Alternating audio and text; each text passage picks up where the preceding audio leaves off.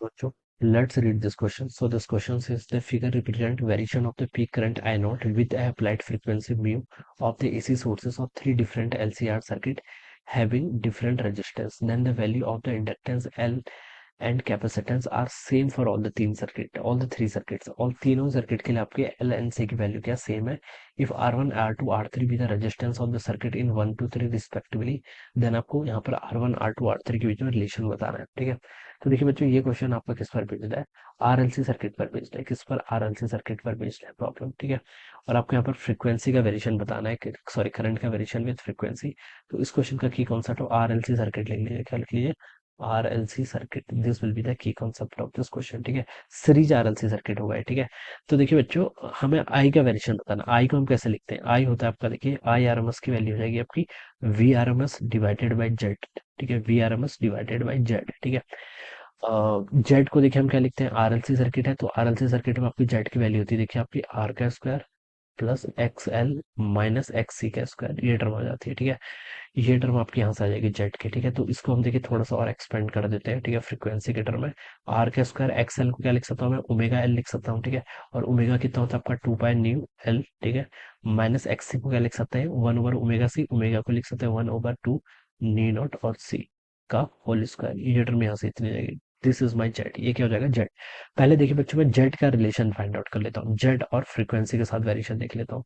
तो मैंने Y axis का लॉन्ग जेड ड्रॉ कर दिया और यहाँ पर फिर हमने फ्रीक्वेंसी को क्या कर दिया, ड्रॉ कर दिया। ऑलराइट, अब देखिए जेड की देखिए सबसे मिनिमम वैल्यू कब हो सकती है, जेड की वैल्यू देखिए आर तो आपका ऑलवेज पॉजिटिव है। ठीक है, ये टर्म, जब ये टर्म आपकी जीरो होगी, ये पूरी टर्म आपकी जीरो हो जाएगी। ठीक है, एक्सएल माइनस एक्सी की वैल्यू जीरो के इक्वल हो जाएगी।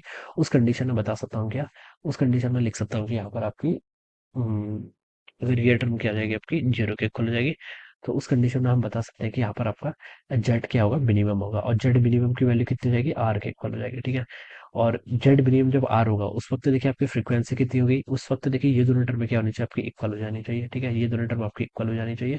तो अगर मैं यहाँ पर से इसकी फ्रीक्वेंसी की वैल्यू लिखूँ यहाँ से, तो ये हो जाएगी आपकी 1/2 pi times under root of L C के इक्वल। ठीक है, ये आपकी क्या हो जाएगी, this will be the value of the frequency. ठीक है, जब आपकी जेड की वैल्यू मिनिमम होगी। ठीक है, अब देखिए मैं यहाँ पर वेरिएशन मुझे देखना है, मुझे क्या देखना है, वेरिएशन देखना है। जब देखिए आपकी न्यू की वैल्यू जीरो से थोड़ी सी ग्रेटर होगी, जीरो प्लस मान देता हूँ मैं। ठीक है, जीरो के इक्वल मान लीजिए। ठीक है, जीरो के इक्वल होगी तो देखिए बच्चों, ये टर्म तो पूरी जीरो हो जाएगी। ठीक है, ये वाली टर्म जीरो, और ये -1/0, ये कितना हो जाएगा, माइनस इन्फिनिटी। कितना हो जाएगा, माइनस इन्फिनिटी।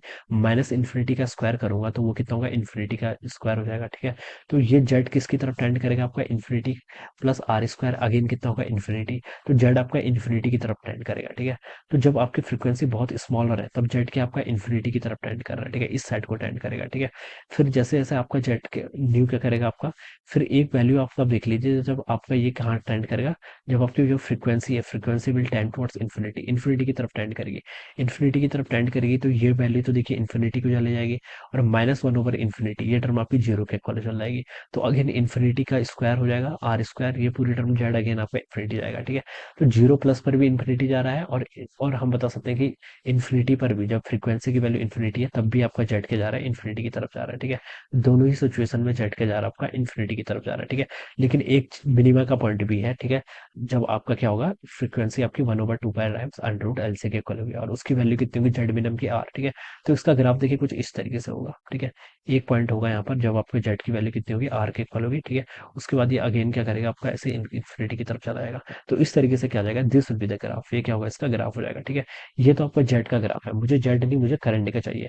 अब मुझे पता है कि देखिए करंट क्या होगा, जेड के ग्राफ के इनवर्स होगा। ठीक है, तो मैं इसको ऐसे रिप्लेस कर सकता हूँ। अगर मैं करंट पे यहाँ पर ड्रॉ करूँ, अगर मैं यहाँ पर से देखिए आई आर एम एस और फ्रीक्वेंसी का अगर आप प्लॉट करो तो ये जस्ट क्या हो जाएगा, इसका उल्टा हो जाएगा। क्या हो जाएगा, इसका उल्टा हो जाएगा। ठीक है, आरएमएस देखिए जब आपकी फ्रीक्वेंसी स्मॉलर थी तब आपका इम्पीडेंस क्या था, बहुत लार्ज था। ठीक है, इम्पीडेंस लार्ज था तो मैं बता सकता हूँ करंट ऑलमोस्ट जीरो के इक्वल होगा। ठीक है, और यहाँ पर आपका करंट क्या होगा, मैक्सिमम।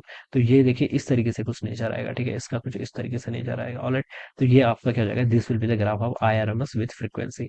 करंट और फ्रीक्वेंसी का ग्राफ आपको यहाँ पर से इस तरीके से आएगा। देखिए यही ग्राफ आपको क्वेश्चन में क्या कर रखा है, गिवन कर रखा है। ठीक है, तो मैं यहाँ पर से लिख सकता हूँ, देखिए आई आर एम एस किसके इक्वल होगा आपका V R M S by Z के इक्वल, ठीक है।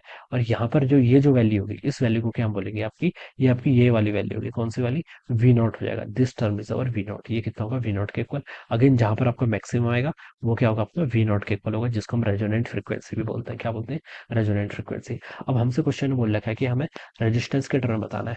तो देखिए बच्चों, यहाँ पर जेड, अगर मैं वी नॉट यानी कि रेजोनेंट फ्रीक्वेंसी में बात करूं तो आई आर एम एस किसके इक्वल होगा, एट रेजोनेंस फ्रीक्वेंसी लिख सकता हूँ V R M S divided by R के इक्वल होगा, ठीक है।